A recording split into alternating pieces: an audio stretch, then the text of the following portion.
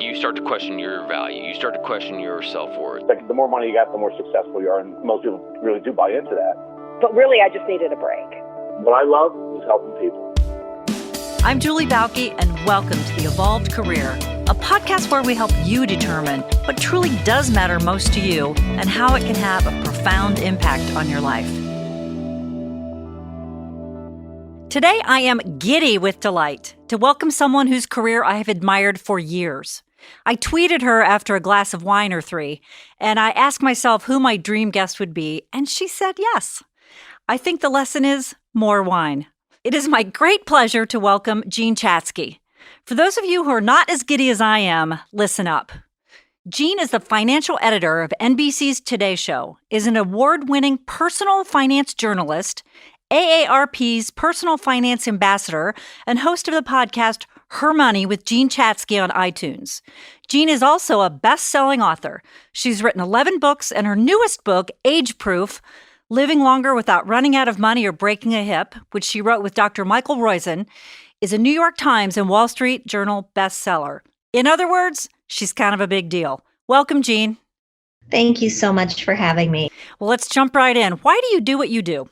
Oh boy, I do what I do now because I really enjoy it. I get a lot of satisfaction out of it. I like the feeling that I'm helping people, and there's always something new to talk about, which keeps me interested personally.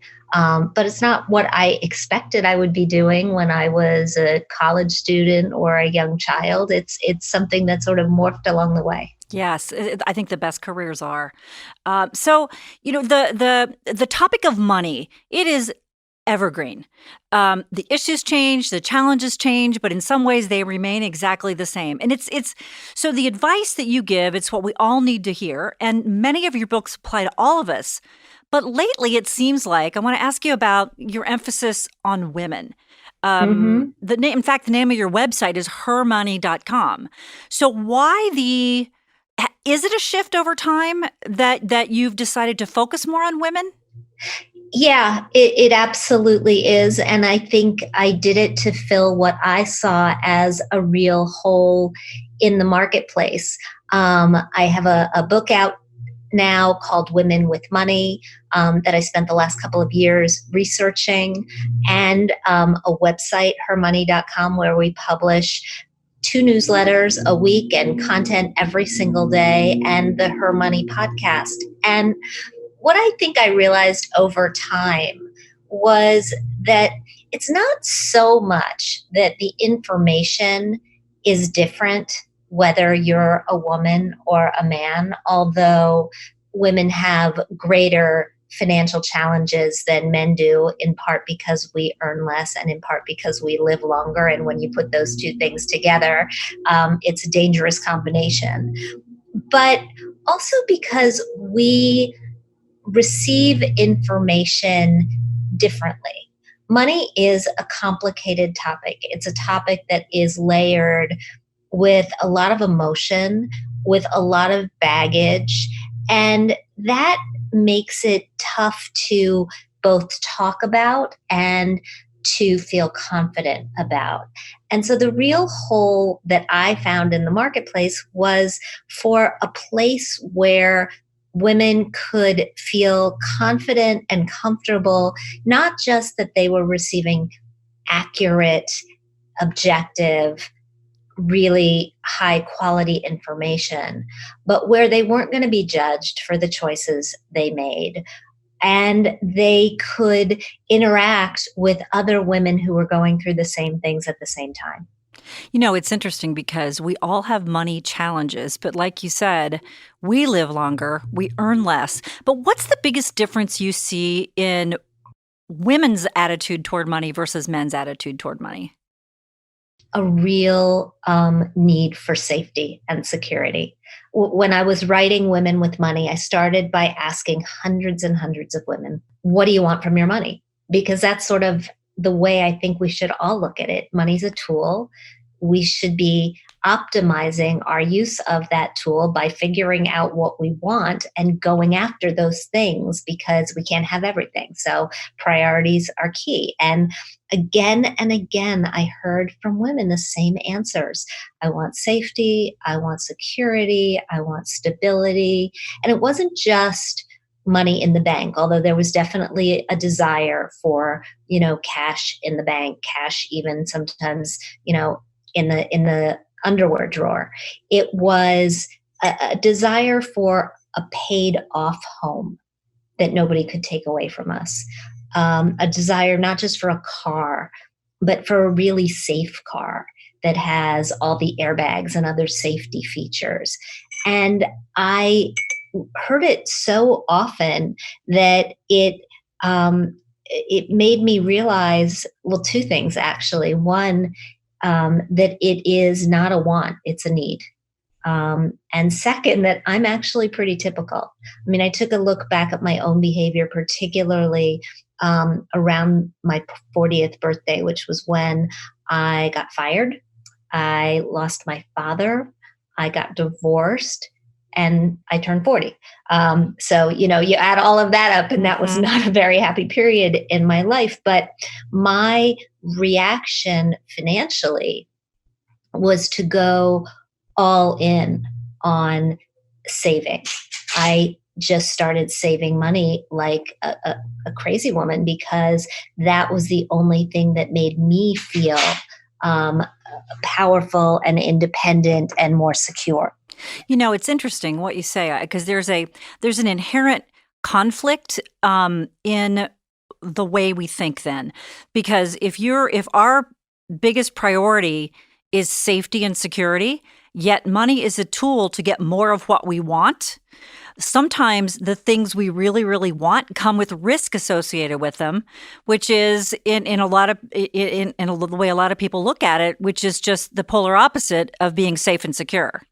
Well, absolutely. But also, even if you just get back to the basic notion of saving versus investing, most of us can't save our way to the retirement we want. If we are going to have the retirement we want, we have to save, but then we also have to make money on those savings. And that comes with a layer of risk that we have to become comfortable with. But I do think you asked me what's the biggest difference between men and women, and I think it's that. I think it's this innate need for this layer of safety that sometimes stops us from taking the risks that we should be taking. I think about, as you're talking, I'm thinking about my clients who are who really, really want something different and something more out of their career. But there's that, when I compare the female versus male clients I've had, there is, some humans are completely risk averse, obviously, but the women that I work with who are incredibly competent, very, very good at what they do, they have this vision of what they want, but there's this, and I think it's that need for safety and security that holds them back, and they might not even be able to label it as such. Mm-hmm. But even if they have, in a lot of cases, created a pretty good portfolio, it's that, do I dare touch it? Do I dare do something different? Or would I be better off just staying here at this job I can barely tolerate for the next 20 years? And of course, my answer is always, no, you will not do that, because I think that's where a lot of the good reward comes, at least from a career standpoint, is when we do take a little bit of risk. Yeah, absolutely. And I think shoring up our finances in other ways to enable us to take that risk in a way that feels a little bit safer is often what we have to do, right? Unless we're forced into taking the risk. Of course, which many people are these days for sure. Thanks to the way the unemployment numbers are running. Yes. I think that the best teachers are those who've walked the walk. And, in your story, You certainly did not come right out of the chute at 18 or 22 years old and fill up your piggy bank. You made some of the same mistakes that those of us make. And that experience, I think, gives you a lot of credibility to say, don't do what I do. So tell us a little bit about your personal ahas with your finances. Yeah, I mean, I was fortunate that I learned a lot of lessons, painful ones, very quickly and young. I came out of college, took a job in journalism, and wasn't earning a ton of money, and very quickly got myself in over my head in credit card debt. It took me a while to dig out from that, but I've been much better at managing my debts ever since. I also made the classic mistake of cashing out of 401k when I changed jobs. That was pure naivete is the wrong word. Ignorance is a better one. I just didn't understand what it was. I didn't get how it was supposed to work. I wasn't educated on what it was supposed to do for me and my future. So I just got a check in the mail and went shopping and was quite happy actually with this little windfall. Through the years, I've made other mistakes. I haven't negotiated for things as hard as I possibly should have. That, by the way, is something that I think, I mean, I'm sure you talk about this with your clients all the time, but I find it's one of those things that gets easier with practice. As soon as I started asking for what my set speaking rate was at the time, and somebody didn't blink or think twice, I realized, oh, okay, I can do this, and I don't actually have to feel bad about it, and I can just put it out there, and it's in everyday conversation, and it doesn't feel as stomach wrenching anymore. Yes. I also wasn't, in my first marriage, wasn't as much of a full partner as I should have been with our finances. It probably makes you crazy, doesn't it, when you hear women say, oh, my husband takes care of all of that. Yeah. It makes me sad for them, because having been divorced and having watched my mother lose my father, I have seen what happens when you lose a partner. And it was hard for my mother, despite the fact that she was the primary manager of our finances. She just felt like she lost her sounding board. And I hazard to think what it would have been like for her if she had been one of those women who didn't know where things were. Yeah. Absolutely. So you mentioned your first job out of college. And one of the things that I think is interesting from what I've read on you is you actually came out of college and took a job simply because it paid more, and it turned out to be a mistake. Yeah. So that's my real first job out of college. Yeah. That's the one that I haven't put on my resume. Don't skip that one now. Come on. Very much. I did actually. When I got out of college, I got 2 job offers. One was at a magazine. And just to put this in a little bit of perspective, I was full on journalism during my college years. I worked at the school paper. I had internships every summer. This was where I was going, except that I also took a flyer and dropped a resume in a box for a management training program in retail, and got a job offer. And that job, so the magazine job paid $12,000 a year. The retail job paid $24,000 a year. And my head was turned, and I took that job and was miserable from day 2.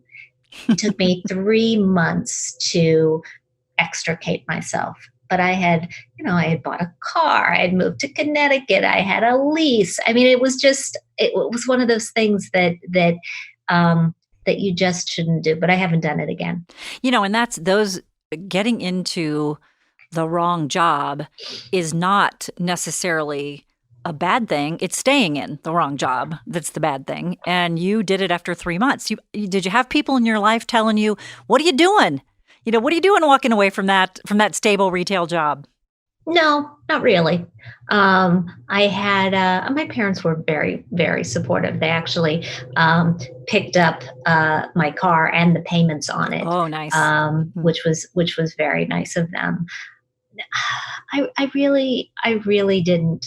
But it was a lesson that stuck with me. I took a detour in my career for other reasons. A few years later, I had been at Working Woman magazine. That was my first job. And I learned that I really, really liked writing about business and finance and wanted to go to a business finance publication and couldn't get hired because the folks at Forbes and Fortune and Business Week everywhere, they just didn't think that Working Woman gave me the kind of experience that I needed. So I floundered around for a little while and eventually ended up working in an equity research department on Wall Street, which meant I was researching companies and writing reports and really learning about financial statements. I had been told that was what I needed to do in order to get a job at a bigger business magazine. And so I did that job for a couple of years and I was making really good money. Um, just to sort of put it in comparison, I applied again at Forbes magazine, got an offer to come in as a reporter researcher at $24,000 a year, and I was making 50 on Yeah. Wall Street. Hmm. And I just did it. I just jumped. Now, had you been smart about saving your money when you were making a grand total of 50,000? I had been smart, and I was also married, newly married at that point. Yeah. So it was cheaper to live as two Yeah. rather than Yeah. as one. Yeah. Sometimes I think especially when we're 22 years old, I talk to college students from time to time, and this feeling that the measure of your worth or your success over the last 4 years is all in what your starting salary is. I mean, I remember when I graduated, everybody's comparing their starting salaries. And clearly people were taking the highest without really thinking about whether it was the best. But then when you're 22, how do you even know, what's best? I mean, your gut is telling you what you like and don't like. And, Mhm.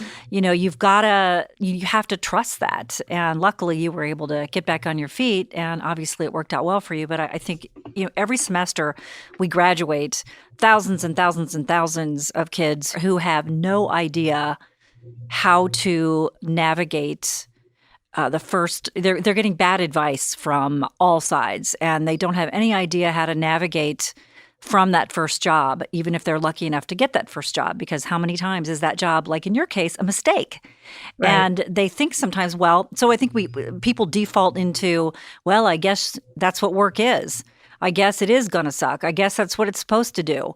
Nobody I know is happy. And we start these tapes in our heads that say, this is what being an adult is, and I just need to suck it up and just be glad I have a job, which is just a dangerous way to live. I think so. But I also think from the flip side, if you find yourself in a position that maybe wasn't where you envisioned yourself, you have to give yourself permission to find the good in it. Yep. And not just assume that you're only there for 6 months, you're just going to suck it up and do Right. it and move on. Like Exactly. there may be something there that is better than you expected. Yeah. And that's okay too. Yeah, absolutely. So you said when you were 40 you got fired. Tell us about that experience. Yeah, I had been at Money Magazine for I don't know, a long time, 5-6 years at that point. And the editor who had hired me left, and I was still there for a while, writing my column and doing my segments. And in a round of layoffs and downsizing, I got ousted.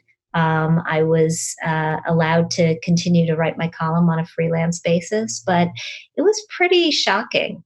I had never not wanted to be an employee. I liked being an employee. I liked having somebody else take care of the retirement plan and the health insurance. But I was already doing a pretty significant amount of freelancing. I was doing doing the Today Show, but also doing a number of other things, writing books and giving speeches.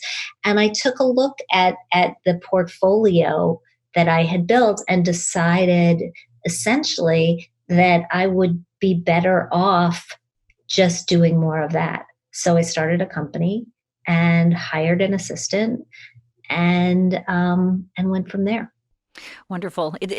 So many of those key moments in our careers, I think, come when somebody kicks us in the seat of the pants. Yeah. And forces us to find our way in a new way. One of my favorite sort of things, you said in many of your writings, you discovered that you had a gift for making money concepts simple and understandable. And I want to explore that because I think there's this sort of, people think that this lightning bolt is going to hit them. And, as I always say, they're going to, put something under their pillow and hope the career fairy shows up overnight.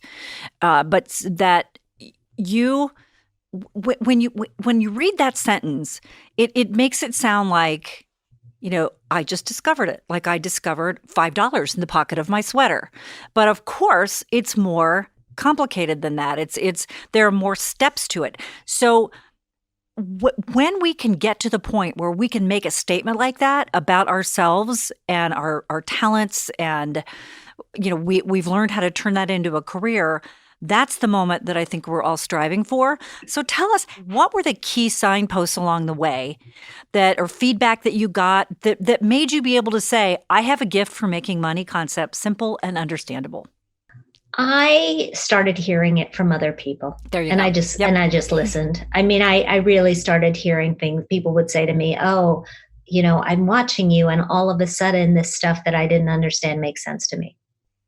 And that is when I realized that, oh, this is what I do, right? It's not there. This is sort of, when I get hired, it's for this reason. It's because I can explain things in a way that is easy to understand and simultaneously kind of reassuring in a difficult field. And I just held on to that. I think that we all have to try to figure out what it is, because there's so many people, there's so much competition these days. We all have to try to figure out what makes us distinct. And often the answers come from outside sources if we're willing to pay attention to them. And by the way, the negative feedback comes from outside sources too, and we should pay attention to that. You bet. Yeah. I think it's what do you feel most in harmony doing? And then, like you said, what do you get the best feedback on? I mean, it's nobody's ever going to come to me to help them, master spreadsheets or details. And that's okay, because I don't want them to. Right. So I think it's really believing the feedback you get along with a lot of other things. So that's great. Thank you. Sure. Yeah. So you have a statement that I love. If you want to own your life, you have to own your money. And I would say my philosophy is the same, but I would put career at the end instead of money. So what does it mean to own your money? It means to manage it consciously. And that encompasses knowing what's coming in, knowing what's coming out, and knowing where it's going. And I know that sounds relatively simple, but I don't think it's all that complicated. When it comes to your investments in particular, I do think that somebody has to be actively managing them. That can be you. But if it's not going to be you, and you know that it's not going to be you because you are a good, viewer of your own behavior, then you find somebody else to do that for you. But it's really just making conscious decisions about what you want your money to actually do for you, rather than blindly sort of swiping and then wondering where it's all gone. That gets simpler every day, doesn't it? Mm-hmm. It really does. Amazon just puts those carts up there for us to fill up, and we just can't help it. No, I know. And it's very human, by the way, is. not to help it. It really is human not to help it. Yeah. Yeah. So you've got something you say, Jean's money philosophy. There's 5 tenets of Jean's money philosophy. Number 1, you have to make a decent living. Definition of decent living. Decent is enough to be comfortable. And that changes depending on where you live in this country. As we all know, it's a lot cheaper to live in some parts than in others. But decent is enough to pay your rent and your mortgage, have a car that gets you where you need to go, not worry about the monthly bills and healthcare, and save something, as well as enjoy yourself. Yes. But it's not the misconception is that you need lavish amounts. You need huge amounts to make you happy. And what we know is that once you achieve this level of comfort, more money doesn't really make you all that much more happy. And that threshold used to be like 75,000, right? But I think it's higher now, right? Daniel Kahneman at Princeton did the study. He put that number at $75,000 a year. But that was about a decade ago. Okay. So I would suspect it's higher. Yeah. Okay. Number 2, you need to spend less than you make. Number 3, you need to save, then invest. Number 4, you need to protect the financial world that you've built. And number 5, which might surprise people, I absolutely agree with it, but you need to give back in a way that is meaningful to you. Why is that in your top 5? Because that actually does boost happiness. So giving back, whether you're giving money, whether you're giving time, that actually is a measured way to boost your own happiness. And I think we should all be boosting our happiness as much as we can. Yes, absolutely. So what surprises you the most about your career journey as you look back over the last, 30 years or so? Oh boy. I don't know. I consider myself incredibly fortunate, and I love that I have the opportunity to be creative. I guess the fact that I'm in this field is still a little surprising, but and also the number of twists and turns that it's taken, and the variety of things that I've been able to do are a little surprising. Okay, so what if you could talk to, if you were sitting here today and you could give a message to people like the 22-year-old Jean who was right out of college, who are saying, man, what a confusing, big, and scary world. How do I get my foothold in a place that's right for me? What advice would you give those people? I really think you have to walk through the doors that open. We started this conversation talking about risk, and I think that's the risk that people need to take. We all have doors that open, whether it is somebody saying, hey, I'd be happy to talk to you about that. Or, yeah, you want to shadow me for a day? Come shadow me for a day. Or, you should really look into X, Y, and Z. Or maybe it's an out and out offer, right? Walking through the doors that open is a really important thing to do. Yes, well said. All right, are you ready to play 2 questions, 1 shallow and 1 deep? Sure. All right. What, Jean Chatzky, is your most useless talent? Oh, boy. You didn't give me any warning about these questions. I know. That's the beauty of it. Then you'd have time to prepare. I can carry color in my head. What does that mean? It means when I am shopping for a new piece of furniture or a pair of shoes to go with the outfit, like I actually know what shade of gray my walls are and whether the couch will go. I know what particular shade of navy the skirt is, so I can pick out the shoes without having to go back and return them. Well, I have never heard that before. So, yes, that's useless to anybody but you. That's right. Right. Okay. And what, our final question, what breaks your heart? Hunger. When I think about when I think about, and I look at my own charitable giving and I can't stand the thought that people are hungry, especially in my own backyard. Yes, in this country. Yes, absolutely. Well, thank you so much. And how can people connect with you and learn more and get more of your good stuff coming their way? Please visit hermoney.com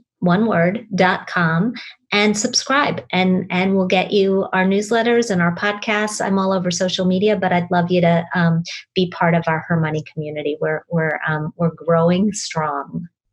Fantastic. And take that first step. This is big and scary, but a great first step is to go on to Her Money and read all the great stuff there. And I think you'll exhale and realize that you're not alone. It's not that hard, but you do have to get started. It's not the money fairy's not coming, just like the career fairy's not coming.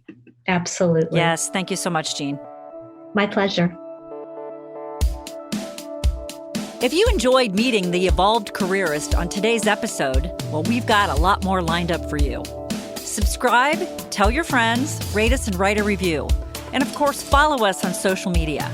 But if you're interested in learning more about how you can evolve your career, you can contact us through theevolvedcareer.com or thebaukegroup.com, and that's Bauke.